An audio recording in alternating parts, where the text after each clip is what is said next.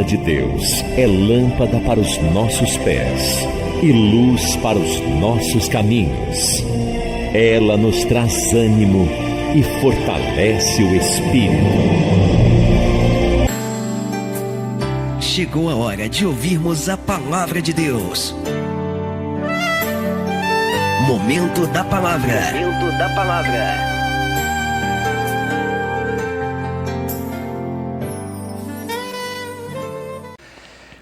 Hoje eu quero meditar com vocês no livro de Eclesiastes, capítulo número 9.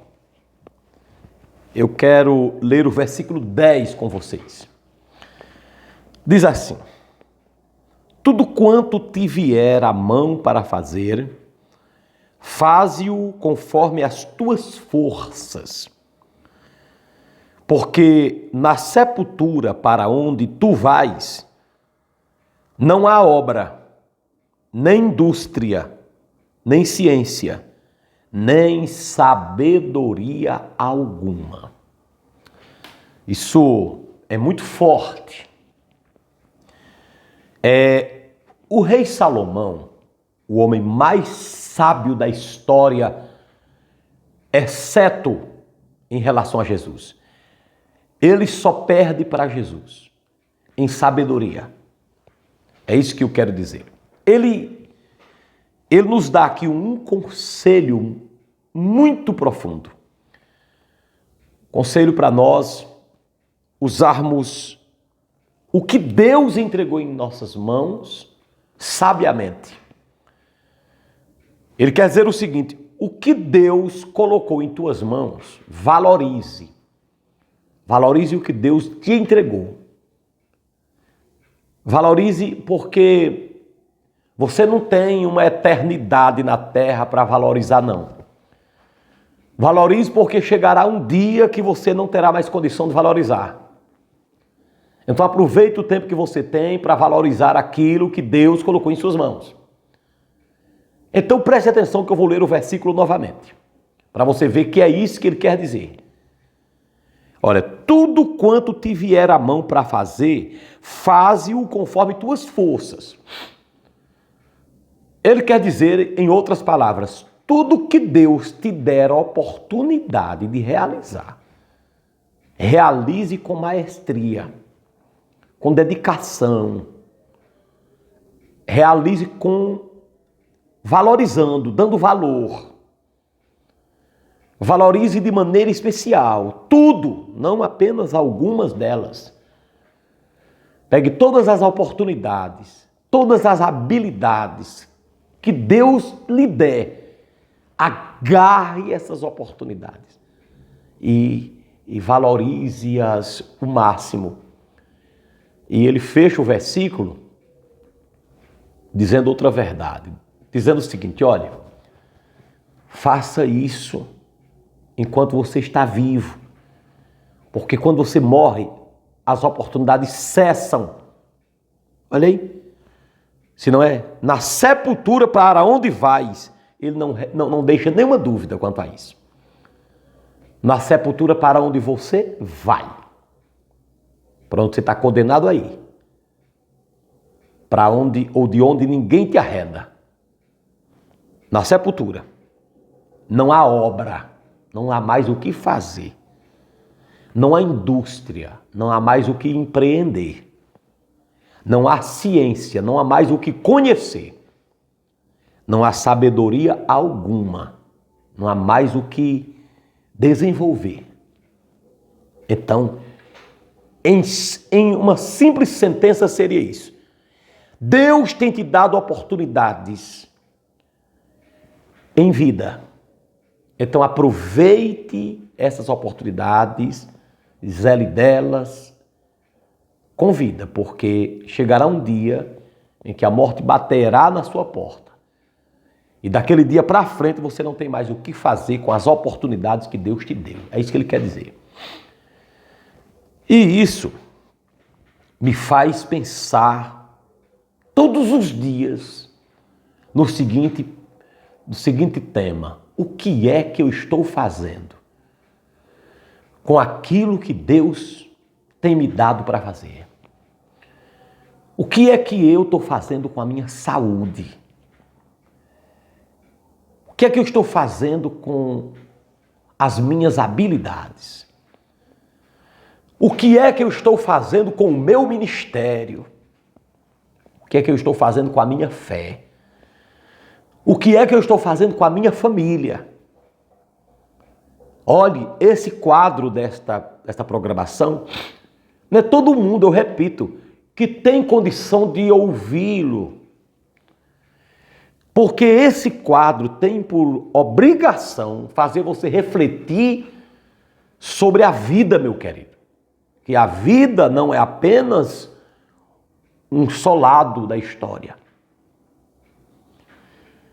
O peixe não é apenas carne, tem espinho. A flor bonita é rodeada de espinhos. E o pregador das rosas tem que pregar também os espinhos. Filho, deixa eu dizer para você, não seja irresponsável. Não seja um mau caráter espiritual. Não seja um negligente. Deus te deu habilidades na terra, te presenteou com coisas que você não pode desprezá-las. Você precisa pegar aquilo que Deus te deu e fazer uso dessas coisas com, meu Deus do céu, conforme tuas forças. Conforme tuas forças. Eu pergunto a você, por que você e eu muitas vezes fazemos tão pouco para Deus? Será que é por causa de falta de força? Não. É porque nós somos desobedientes, somos ruins, somos indomáveis, nós somos rebeldes. Por isso que nós não fazemos as coisas conforme nossas forças. Nós fazemos geralmente abaixo das nossas forças. Às vezes nós podemos fazer o melhor, fazemos o pior. Não fazemos conforme podemos. Fazemos conforme queremos. Conforme nós projetamos. Dentro da nossa visão míope. É por isso que muitas vezes nós faltamos com os nossos dízimos e as nossas ofertas, com as nossas orações, com a nossa presença no culto, com a nossa visita a um hospital, à casa de um parente que está enlutado. Faltamos com uma palavra. Não é porque falta força, é porque falta desejo, é porque falta interesse na causa do que sofre, do que vai para o inferno. Dr. Spurgeon uma vez escreveu e disse que uma das formas de descobrir se o camarada é salvo ou não é se ele tem interesse na salvação do perdido. Se ele não investe na salvação do perdido, é porque ele não é salvo. Ele não acreditou que existe essa salvação. Porque essa salvação da qual nós pregamos nos diz que tem um inferno. Porque se não existe inferno, então não tem necessidade de salvação. Isso é até interessante para os irmãos adventistas que pregam a inexistência do inferno e pregam o sono da alma. Meus queridos, se não tem inferno, do que Jesus veio nos salvar? Do que Jesus veio nos livrar? Se não existe condenação, condenação da alma. Se existe um sono da alma, do que Jesus veio me salvar? Porque até hoje eu prego, porque a Bíblia prega, eu vou pregar sempre, de que Jesus veio nos salvar da perdição, do inferno. Se não existe inferno, para que falarmos em salvação? Salvação do quê? Então você que me assiste agora, que falha na casa de Deus, com os seus compromissos, é por falta de força ou é por falta de fé? Muitas vezes não é a fraqueza, não é a raiz de inexistência do poder, é a inexistência do desejo. Às vezes se trata de uma pessoa jovem, tem a força física, mas não tem a força espiritual. Se trata muitas vezes de uma pessoa rica, tem a força financeira, mas não tem a força da fé. Às vezes se trata de uma pessoa influente, tem a força da popularidade, mas não tem a força espiritual. Então nem todo mundo que tem a força, zela da força e utiliza a sua força. Tem muitas pessoas na casa de Deus que são como os leões, os elefantes e as girafas, os grandes animais de circo, que mesmo tendo aquela força grande, eles esqueceram que as têm. E que se um elefante entendesse a força que tinha, nenhum homem do mundo estalaria o seu dedo e ele obedeceria. Mas o elefante, ele é domesticado, e naquela domesticação ele entende que aquele corpo que ele tem, aquela força que ele tem não vale nada. É facilmente vencida por um grito do domador do circo. A mesma coisa acontece hoje dentro da igreja. Quantos elefantes, leões Deus tem? Pessoas cheias da força física, da força financeira, da força dos seus talentos, mas que quando vai fazer alguma coisa para Deus até faz, mas não fazem conforme as suas forças. Sempre fazem abaixo das forças. Em contrapartida, nós encontramos irmãos que pouco podem fazer. Mas às vezes você tem a ideia, o pensamento de que eles estão fazendo acima da força deles. Porque quando eu vejo alguém que ganha meio salário mínimo, quando ganha? Hoje, 500 e poucos reais, 600 e poucos reais, é isso? 600 e poucos reais. Menos do meio salário mínimo. Quando ganham? Mas se ganham aqueles 500 reais, eles chegam com os 50 reais de dízimo na igreja. Eu acabo muitas vezes por pensar que ele está fazendo acima da força, humanamente falando. Ele tira o seu dízimo e tira a sua oferta. E ainda chega na casa de Deus, disponível a cultuá-lo e se chamá-lo para uma limpeza geral, um mutirão na igreja, ele é o primeiro a encostar. Então a gente acaba por pensar que essa pessoa está fazendo na igreja acima de suas forças. É por isso que às vezes meu pastor fala comigo e diz assim: Cícero, não sacrifique os irmãos, não sacrifique suas ovelhas, não tire delas o que elas não têm. E eu passo a entender meu pastor quando vejo as coisas por esse ângulo. Queridos, deixa eu falar uma coisa para vocês que estão me acompanhando. Se a igreja de Jesus fizesse apenas o que deveria fazer, viu? Apenas o que... Olha, a coisa era diferente. A gente poderia construir mais templos, ajudar irmãos que vivem na obra. Tem obreiros que eu mando 100 reais para ele por mês. A igreja só pode mandar isso. Só isso, uma ofertinha de 100 reais. Mas que quando chega lá, é o que eles estavam precisando para comprarem de comida. O lanche das crianças. E a igreja não manda mais, sabe por quê? Porque não pode.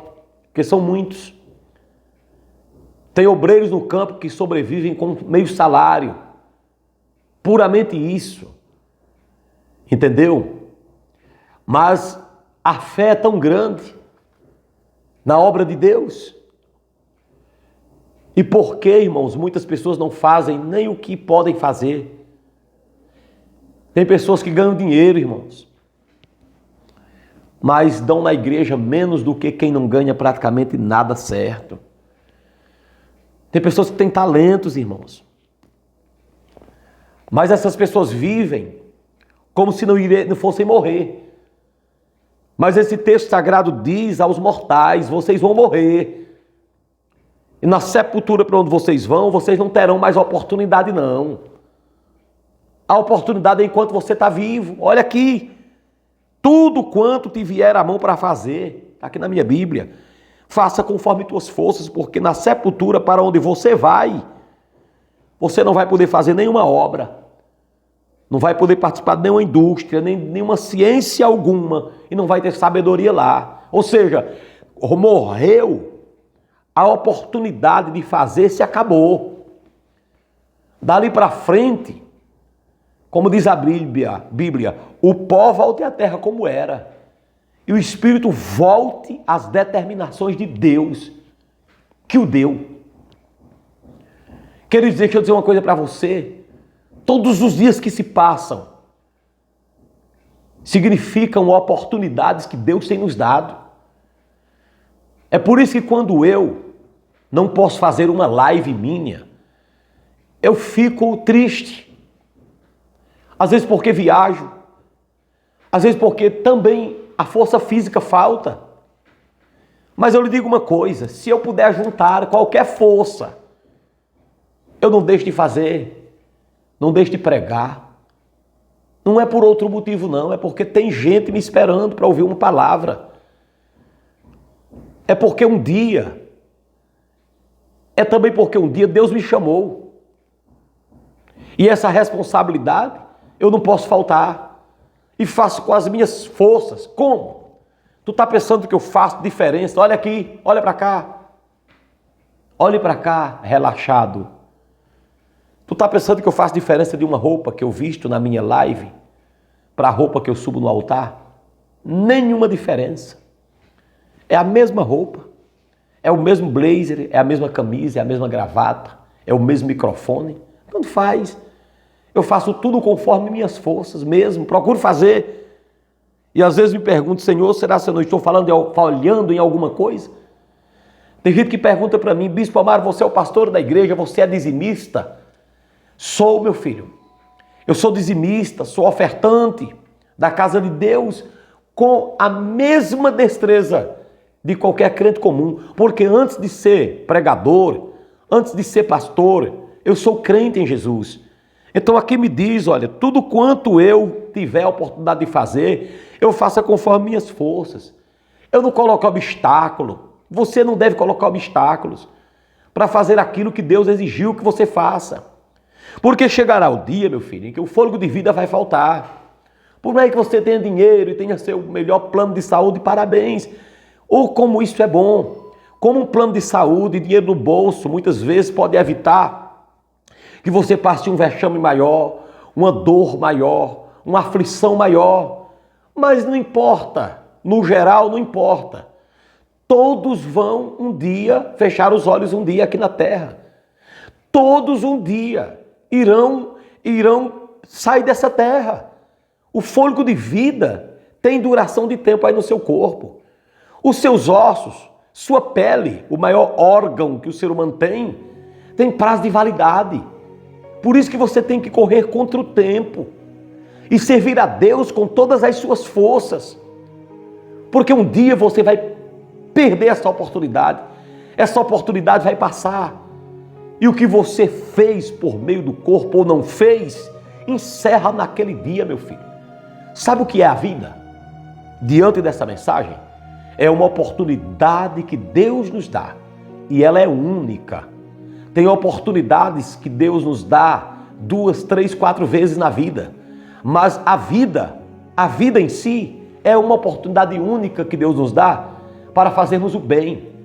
Remanar a glaçúria, para fazer a sua vontade, para fazer o que Ele quer, para fazer o bem ao próximo, pregando-lhe o Evangelho, fazendo bem a essas pessoas.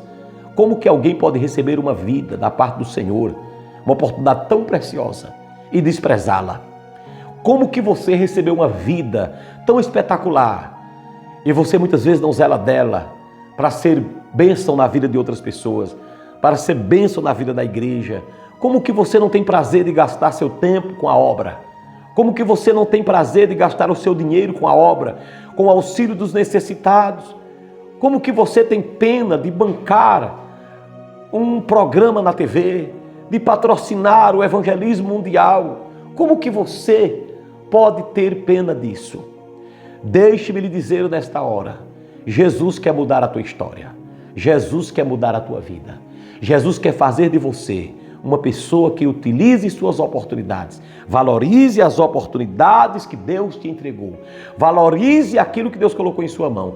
Você precisa mudar de vida. E a partir de hoje deixar Jesus ser o centro da tua história. Deus abençoe a tua vida.